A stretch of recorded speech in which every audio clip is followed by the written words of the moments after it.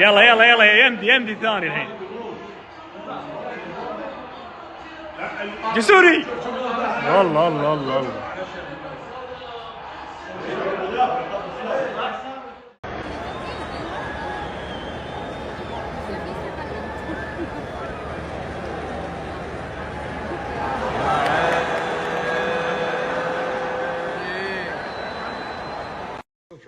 الهلال لم يحترم تاريخ ريال مدريد. شوف ابا الله، شوف شوف شوف شوف تيكي تاكا. الله يا اخي، قسم بالله كانوا بيلعبون مع، شوف شوف، وقسم بالله قسمهم، قسم بالله تقزيم لابناء المحظوظه. هذا تيكي تاكا. لعيبه ريال مدريد الهلال ذكرهم ببرشلونه، ذكرهم ببرشلونه. بس شوف شوف 1 2 3 4. شوف شوف والله معذبوا، والله مسخرهم، اقسم بالله يلعبون معهم، كانوا يلعبون مع فريق فيلو، قسما بالله اهانه مسخره. يا اخي قلت لكم الهلال يلعب كره قدم متطوره قسم بالله. Nice to meet you. Okay, thank you. Good team. Hilal. Yes. Thank you.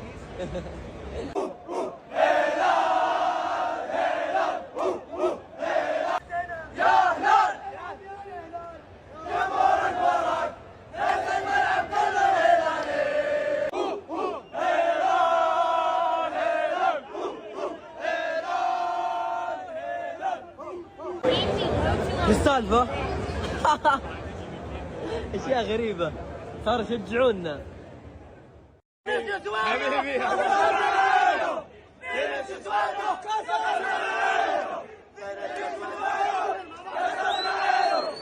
السلام عليكم ورحمة الله وبركاته. والله ما جاء ببالي يوم من الأيام إني أكتب عنوان زي كذا أبدا، بحياتي ما فكرت ولا راح.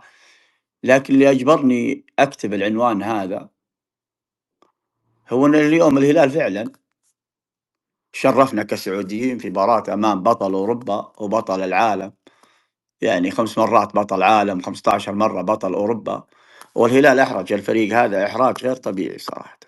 وهذا برضو حافز الأندية الثانية زي النصر، وخاصة النصر إنه نفس التقليدي للهلال، إنك تخلي كل العالم ينبهرون منك بسبب عملك الإداري. ترى المستوى هذا ما جاء إلا بعمل إداري وبعطاء لاعبين يحبون فريقهم ويعطون من قلب لناديهم. هل عطاء لاعبينك في الملعب زي عطاء لاعبين الهلال في الملعب؟ هنا السؤال، وش سببه هالشيء هذا؟ سببه الإدارة الأول والأخير. لما يكون عندك إدارة تخاف ربه وتعمل من قلب علشان ناديها، يكون العطاء زي ما شفتوا. لابد كل نصراوي تاخذوا الغيرة على فريقه، تاخذوا الغيرة من قلب على فريقه فعلا، ويتمنى أن يشوف النصر أقوى من الهلال مليون مرة. الحين الأعضاء الخمسة اللي في إدارة نادي النصر شافوا الحين الهلال كيف يلعب مع ريال مدريد، ما حسوا واستحوا على وجيههم كيف كان بيدينا فريق قادرين نخليه من أعظم فرق العالم، وقاعدين نقدر نخليه فريق قوي، بس مصالحنا الشخصية غلبت علينا. قلت لكم ولا ما قلت لكم؟ قلت لكم ولا ما قلت لكم؟ هذا الهلال، اكتب يا تاريخ وسطر الأقلام. نادي الهلال السعودي بدون دعم واجه بلينغهام، واجه فينيسيوس، واجه مودريتش، واجه تشامبني، واجه كل ريال مدريد، ولكن تسطر الأقلام. تاريخ الهلال عندما يحضر يسقط مدريد.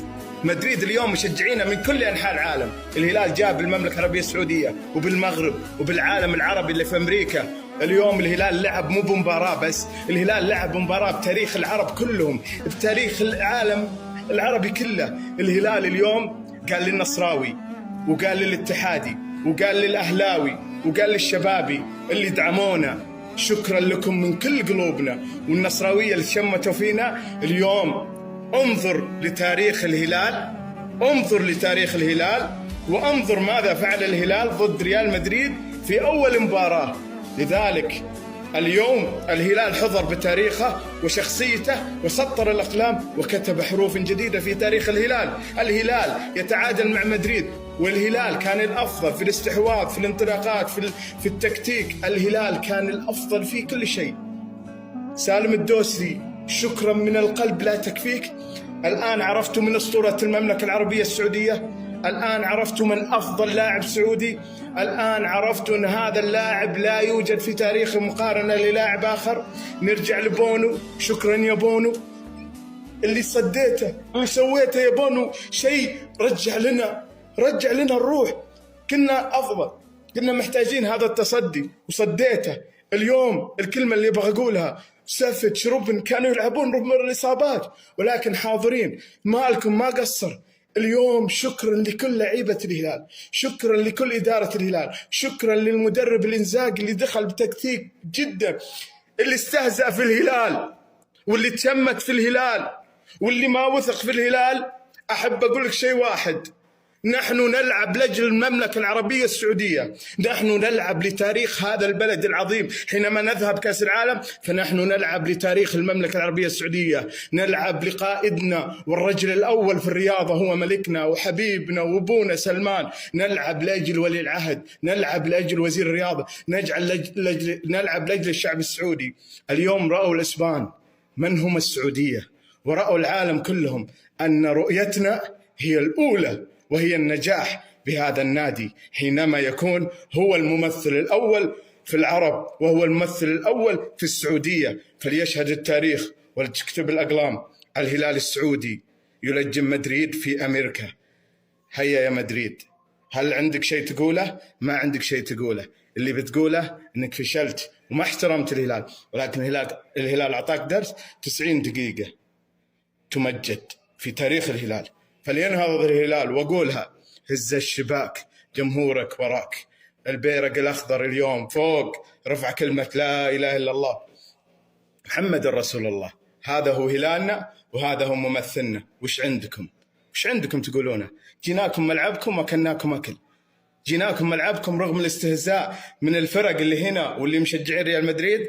جينا وعطينا من ريال مدريد درس، واللي جاي أكثر وأكثر بإذن اللي ما تنام. شوط أول عظيم، والله عظيم، فريق عظيم، يعني شيء ما شاء الله تبارك الله. الحمد لله يا رب انك خلقتني هلالي، الحمد لله. العب مع ريال مدريد بطل العالم، مستحوذ عليه، اكثر ركنيات، اكثر باصات حاشره في ملعبه. هذه رساله للفيفا والله.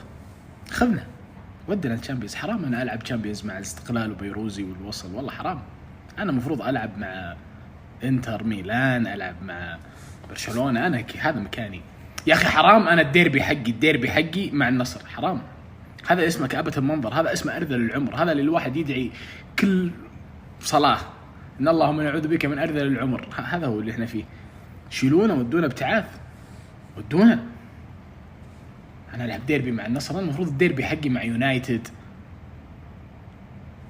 مع باريس. هذا الديربي الحقيقي. هذا اللي يلعب معه مو بديربي، هذا اللي يلعب معه اسمه مسخرة. شوف عيني جمهور الهلال.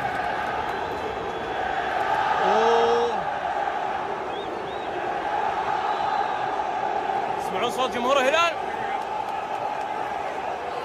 للتاريخ يا أخواني، للتاريخ. نادي الهلال السعودي يصنع التاريخ.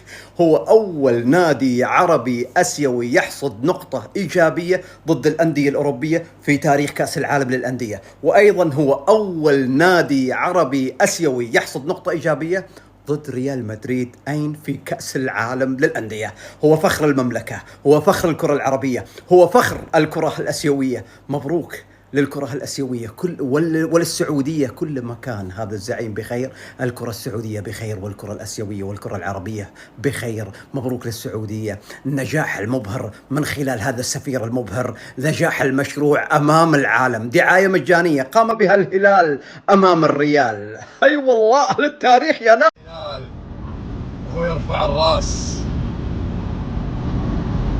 بعد أن تلاعب في بطل أوروبا، وخذ الريال بطول الملعب وعرضه. والله انك فخر يا هلال.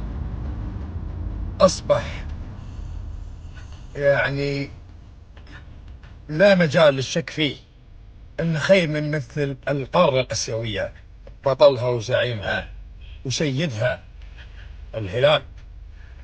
مباراة التاريخ والله للتاريخ. لذلك الهلال دائما يعزك.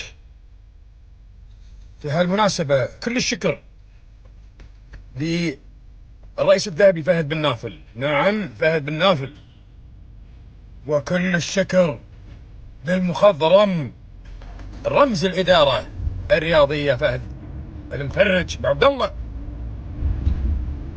دائما يرد. حاجة مهمة، كلمة الحق عندي دايم أولى من أي شيء، أقسم بالله رغم إني مدريدي وأحب مدريد بشكل جنوني، ولكن اللي قدم الهلال هنا ورب الكعب إنه شيء يشرف. مسألة إنك تلعب مع نادي بطل في التاريخ، نادي الكل يرتعب أمامه، نادي الكل لما يدخل ضده خسران. أنت تدخل قدام مدريد أنت خسران 1-0، تلعب كذا قدامه باصات طقطقة ضحك، بتوسع خاطرك بتوسع صدرك قدامه. هذا يدل على أن اللي دخل اليوم ضد مدريد نادي شخصيته كبيرة. الهلال كان يستحق الفوز، ما يستحق تعادل ولا يستحق خسارة. هذه كلمة حق. على ابو حيك يا الهلال، والله يا انت معطينا شعور الشيوخ، والله يا انت قوي، والله يا بقوه. رؤية فريقهم يستحق بالنسبة لهم كل ذلك. لا حاجة بأن أخبرك أين أنت، إنهم يقدمون ما يجعلك تتورط بتشجيعهم حتى وإن كنت لا تشاركهم الميول. هذه الأمور تبدو سهلة عند الحديث عنها، لكن لتطبيقها فعلا تحتاج إلى الكثير.